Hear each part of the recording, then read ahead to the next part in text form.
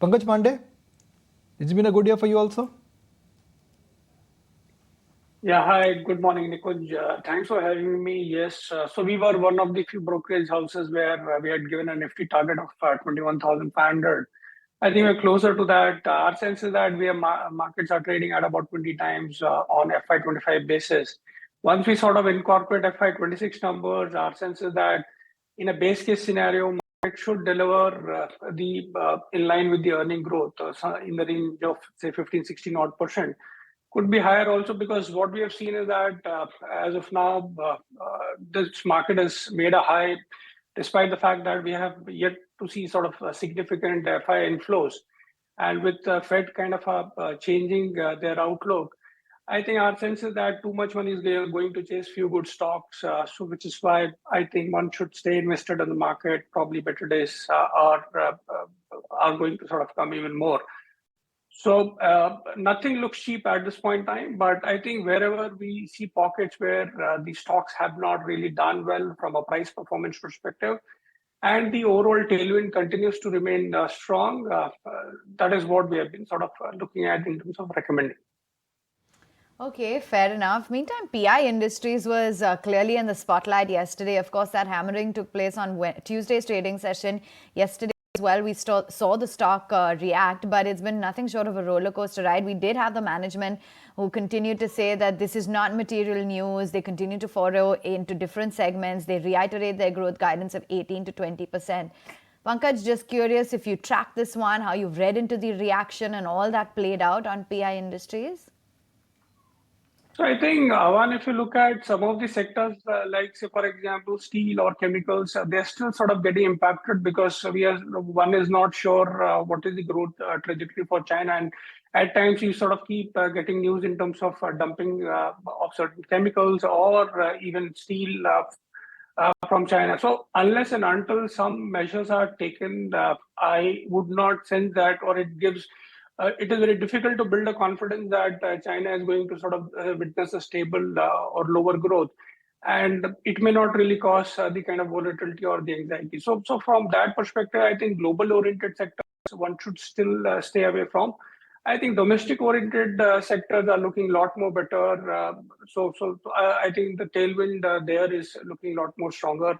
And that includes even IT also.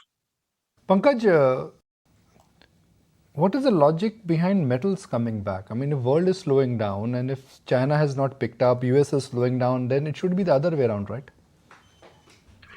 So, Nikunj, I think one factor which will sort of play for metals is that when you look at this sector is going to do the maximum capex of about 11 lakh crores to take the capacity to 300 million tons in the next 5-6 years. In fact, from this next year onwards, you'll see the capex for top 5 players doubling from whatever has been existing in the last 3-4 years.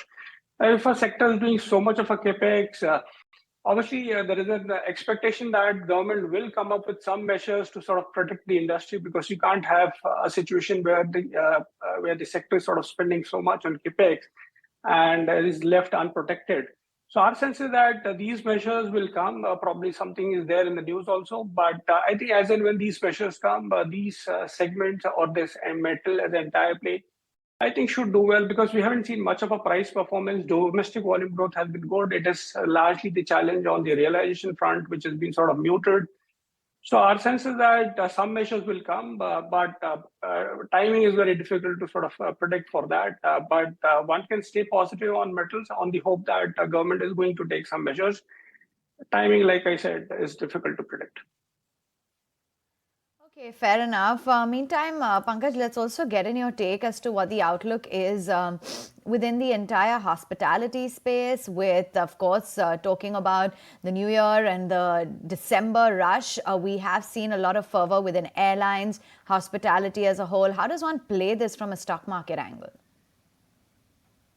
So largely, when you sort of look at airline as a space, we are slightly skeptical to sort of play the hospitality theme through them.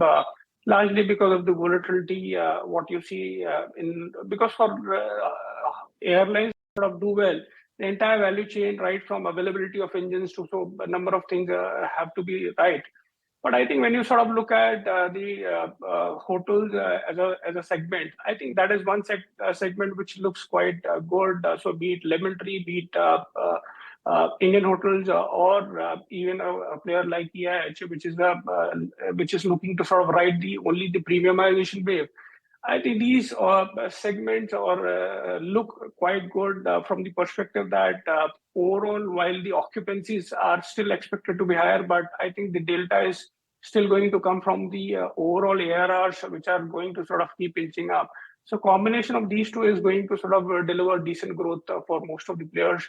And good part also is that the future expansion is not really tied up only on the capex side, so they're looking at asset light strategies as well.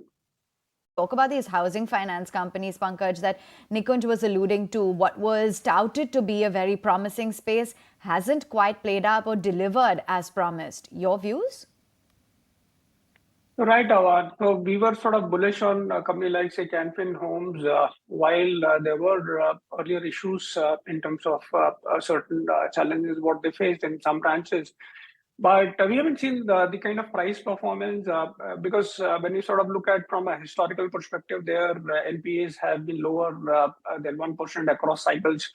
So we are also sort of not very sure why the stock is not doing so well. But when you sort of look at the entire value chain of real estate, I think what we have started liking is also the ancillary companies. So, for example, the likes of plywood or even the tile players like Kajaria. So we like Century Ply and Kajaria because our sense is that when these houses start to sort of get into delivery mode, the demand for these ancillary products is going to sort of go up. And we haven't seen meaningful price performance in some of these categories. So volume growth along with margin recovery, I think should do well. And real estate is a cycle which typically our senses should last for 5-7 years. And probably we are in the first year or 2 years in the cycle. So you still have a long runway for growth. Obviously, the stock prices are not going to sort of perform in a single straight line. So you'll have bouts of correction. But we like this entire space. I think probably the economy segment is still not sort of pitching up the way it should. It should. So only the premium segment is sort of doing well. Probably then we'll see Canfin Homes or some of the other HFCs sort of do well. But interest rate declining scenario ideally should help these companies to sort of do some catch up. Meantime, Pankaj, I wanted to also get in a take from you as to what the outlook is on some of the metal stocks. Most of the brokerages are indicating that it could be a little bit cautious when it comes to the entire metals basket. What does the year ahead hold for the likes of JSPL, Tata Steel, SAIL, etc.? So, like I highlighted, so while we would expect a decent volume growth, I think the challenge always has been the realization and where China sort of sets the pricing depending on the quantum of dumping what they do across segments. And which is why metal as a pack hasn't really done so well. But our sense is that government is going to take some measures. I'm still not sure the timing about it. But we are quite positive on metals from the perspective that some measures will be taken. So it's more of a wait and watch kind of a scenario in metals. But given the fact that we haven't seen much of a price performance, the risk reward is extremely attractive in metal. So I think this is one of the few sectors which hasn't really done much in terms of pricing. And I think on an overall 5-6 year basis, the volume growth is going to be good, given the fact that infrastructure spend is going to be pretty robust. So we like this space. Timing is what we are still not very sure of. But if somebody can wait for some period of time, I think probably this is one of the better sectors to be into from a risk reward perspective. All right, that's the view coming in on the entire metals basket. Pankaj, what would be your best idea for 2024? Just one name and a one line on it. Why? So I like Sagar Cement largely because one, there is a lot more room to sort of do a catch up in terms of valuation. Then margins are expected to be better for cement as a pack. And on top of it, the gap what you see between large cap cement companies and small cap cement companies is fairly large. So Sagar Cement would be the pick. All right.